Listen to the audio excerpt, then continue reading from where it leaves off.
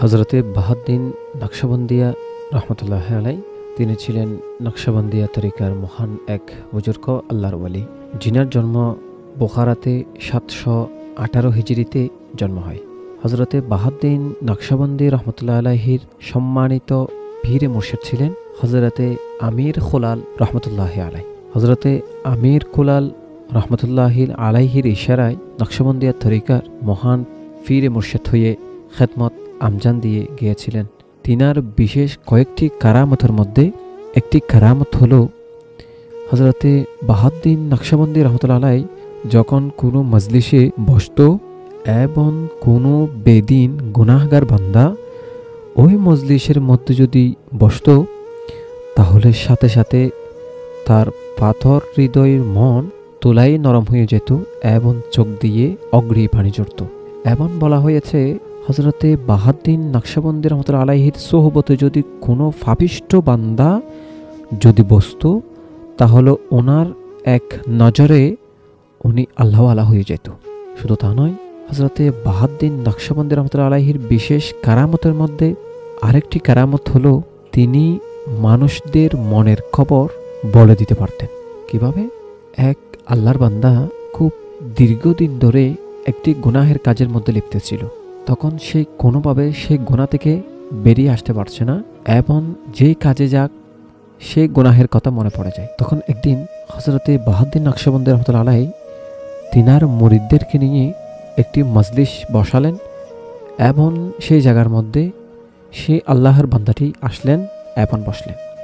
এবং হঠাৎ করে হজরতে বাহাউদ্দিন নকশবন্দি রহমতুল্লাহ আলাইহি ওই ব্যক্তিকে বলতেছেন, তুমি এত বছর ধরে যে গুনাহ কাজের মধ্যে তুমি লিপ্ত হয়ে এসেছো, আল্লাহ সুবহানাহু ওয়া তাআলা আজকে তোমার সেই গুনাহগুলোকে ক্ষমা করে দিয়েছেন এবং তোমাকে সঠিক পথ দেখিয়েছেন। সুবহানাল্লাহ। হযরতে বাহাউদ্দিন নকশবন্দি রহমতুল্লাহি আলাইহির মজলিসে আসলে মানুষ বেদিন থেকে দিনদার হয়ে যেত এবং তিনি তৎক্ষণিক মুহূর্তের মধ্যে বলে দিতে পারতেন মানুষদের অন্তরে কি চলছে সেটা। হজরতে বাহাউদ্দিন নকশবন্দি রহমতুল্লাহি আলাইহির কাছে শুধু মানুষরা নয়, বনের পশু পাখি পর্যন্ত মাথা ঝুঁকিয়েছেন। ইনার নাম হলো হজরতে বাহাউদ্দিন নকশবন্দি রহমতুল্লাহ আলাইহি। হজরতে বাহাউদ্দিন নকশবন্দি রহমতুল্লাহ আলাইহি কিছু মুরিদদেরকে নিয়ে জঙ্গল দিয়ে হেঁটে যাচ্ছিলেন। হঠাৎ করে দেখা গেল একটি হিংস্র বাঘ বাহাউদ্দিন নকশবন্দি রহমতুল্লাহ আলাইহির কাছে আসতেছেন।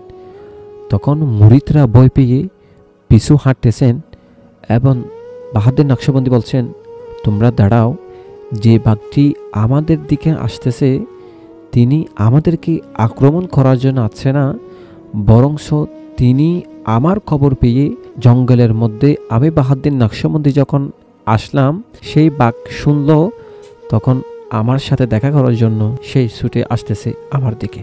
একটি বনের পশু অর্থাৎ বাঘ পর্যন্ত যদি বাহাউদ্দিন নকশবন্দি রহমতুল্লাহ আলাইহির অনুগত হয়, তাহলে আমি আপনার কাছে প্রশ্ন রাখলাম, সে বাহাউদ্দিন নকশবন্দি রহমতুল্লাহ আলাইহি তিনি কেমন আল্লাহর ওয়ালি ছিলেন?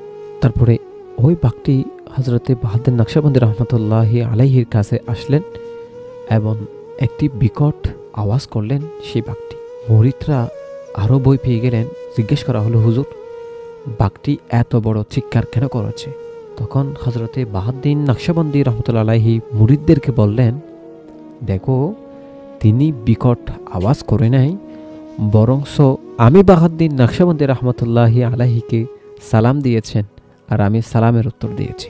শুধু এখানে শেষ নয়, ওই বাঘটি হজরতে বাহাউদ্দিন নকশবন্দি রহমতুল্লাহি আলাইহির কোলে মাথা রেখে ঘুমালেন আর এবং হজরতে বাহাউদ্দিন নকশবন্দি রহমতুল্লাহ আলাইহি ওই বাঘের সাথেও কথোপকথন করেছেন। শুধু মানুষরাই হজরতে বাহাউদ্দিন নকশবন্দির অনুগত ছিল না, গোটা বন জঙ্গলের পশু পাখি পর্যন্ত ওই বাহাউদ্দিন নকশবন্দি রহমতুল্লাহি আলাইহির অনুগত ছিলেন। তিনার আরেকটি বিশেষ কারামত হলো কি জানেন? তিনি মৃত মানুষকে জীবিত করতে পারতেন। সুবহানাল্লাহ। আমাদের মধ্যে অনেক এই কথাটি বিশ্বাস করতে চাই না, কিভাবে আবার আরেকজন মানুষ প্রাণ দিতে পারে, জীবিত করতে পারে। কিন্তু বলা হয়েছে আল্লাহ মানুষকে জীবন দিয়েছেন, আল্লাহ মানুষকে মৃত্যু দান করবেন, আবার আল্লাহ মানুষকে জীবন দান করবেন। তার মধ্যে বান্দারা কিভাবে একজন মৃত মানুষকে জীবিত করবে।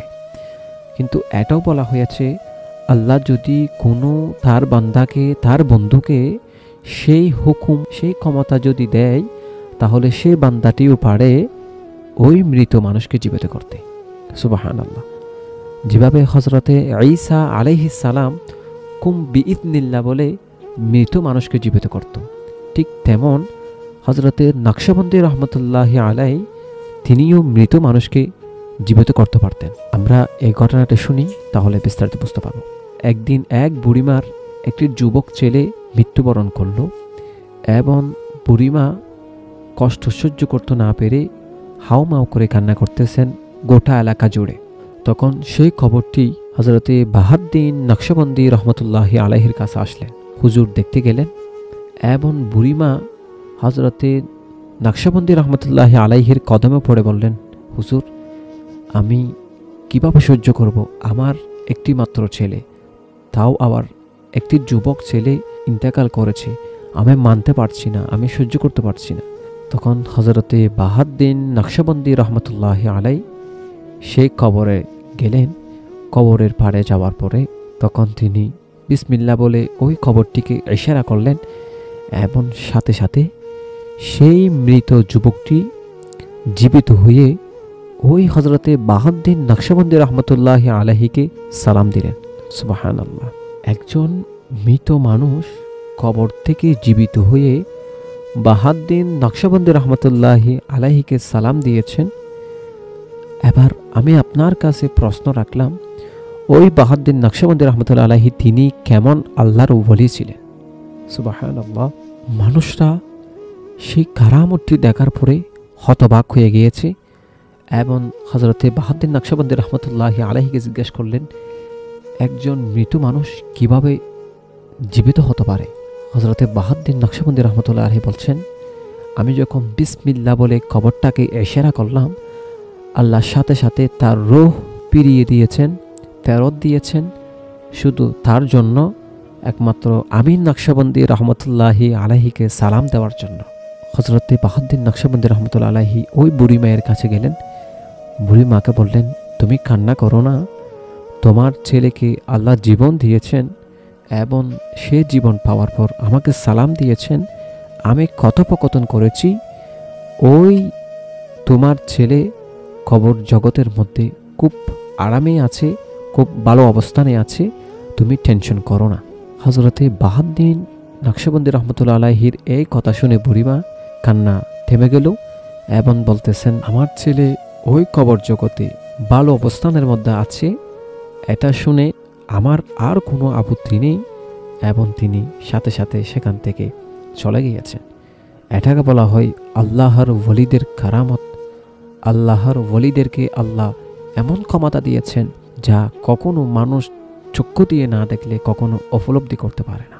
একজন বেদিন, একজন গুনাহগার, একজন পাপিষ্ঠ বান্দা যদি হযরতে নকশবন্দি রহমতুল্লাহি আলাইহির সোহবতে বসে দিনদার হয়ে যায়, বন জঙ্গলের বাঘ যদি ওই হযরতে বাহাউদ্দিন নকশবন্দি রহমতুল্লাহি আলাইহির অনুগত হয়, সালাম আরজ করে, একজন মৃত ব্যক্তি ওই নকশবন্দি রহমতুল্লাহি আলাইহিকে সালাম দিয়েছেন। এবার ওই হযরতে নকশবন্দি রহমতুল্লাহি আলাইহির মাকাম এবং তিনি কেমন আল্লাহর ওলি ছিলেন, ওই আল্লাহ রব্বুল আলামিন ভালোই জানেন। হযরতে বাহাউদ্দিন নকশবন্দি রহমতুল্লাহি আলাইহি তিনি যখন আল্লাহর দরবারে দোয়া করতেন, হাত তুলতেন, সাথে সাথে সে দোয়া কবুল করা হতো। যেখানে আমরা হাজার হাজার মানুষ এক জায়গায় জমায়েত হয়ে আল্লাহর কাছে দোয়া করেছি বৃষ্টির জন্য, সেই জায়গায় বৃষ্টি হলো না, একজন মানুষের দোয়া কবুল হলো না। আর হযরতে নকশবন্দি রহমতুল্লাহি আলাইহি আল্লাহর কাছে হাত তুলতে দেরি, আল্লাহ সুবহানাহু ওয়া তাআলা সে দোয়া কবুল করতে দেরি করতেন না। সুবহানাল্লাহ। একদিন বুখারার মধ্যে খুব দুর্ভিক্ষ দেখা দিয়েছিল, যেখানে ফসল ফলতেছে না, যেখানে ফসল হতে গেলে অনেক বৃষ্টির প্রয়োজন, অনেক পানির প্রয়োজন। ওই জমিগুলো গরমের তাপমাত্রায় ফেটে গিয়েছিল। তখন চাষাবাদরা ফসল কোনোভাবে ফলাতে পারছেন না। এবার সবাই মিলে হযরতে বাহাউদ্দিন নকশবন্দি রহমতুল্লাহি আলাইহির কাছে চলে আসলেন। আসার পরে হুজুরকে বলছেন, আমরা চাষাবাদরা খুব বেশি কষ্ট পাচ্ছি। আজকে এই বোখারার মধ্যে অনেক দিন ধরে বৃষ্টি না হওয়ার কারণে আমাদের ফসলগুলো হচ্ছে না। আমাদের বৃষ্টি প্রয়োজন, অনেক পানির প্রয়োজন, আল্লাহর রহমতের প্রয়োজন। আপনি একটু আল্লাহর কাছে দোয়া করেন, আল্লাহ যেন এই বোখারার মধ্যে রহমতের বৃষ্টি দিয়ে ভরপুর করে দেয়। তখন হজরতে বাহাউদ্দিন নকশবন্দি রহমতুল্লাহ আলাই মাটির মধ্যে সিজদা পড়ে গেলেন। সিজদা পড়ে আল্লাহর কাছে এমন করে দোয়া করলেন, বলা হয়েছে বোখারার মানুষ বলেছে ওই দোয়া করতে দেরি সাথে সাথে যে বোখারার মধ্যে অনেক দিন ধরে খরাই হয়েছিল, বৃষ্টি হচ্ছে না, ফসল হচ্ছে না, সেই জায়গার মধ্যে হজরতে বাহাউদ্দিন নকশবন্দি রহমতুল্লাহ আলাইহি দোয়া করলেন। দোয়া করতে দেরি ওই বোখারার মধ্যে এমন বৃষ্টি হলো যে বৃষ্টির মাধ্যমে গোটা বোখারা রহমতে ভরপুর হয়ে গিয়েছিল। সুবহানাল্লাহ। তো আল্লাহর ওলি তারা যাদের সোহবতে বসলে মানুষ দিনদার হয়ে যায়, মানুষ আল্লাহর পথ খুঁজে পায়, তাদেরকে আল্লাহর ওলি বলা হয়েছে।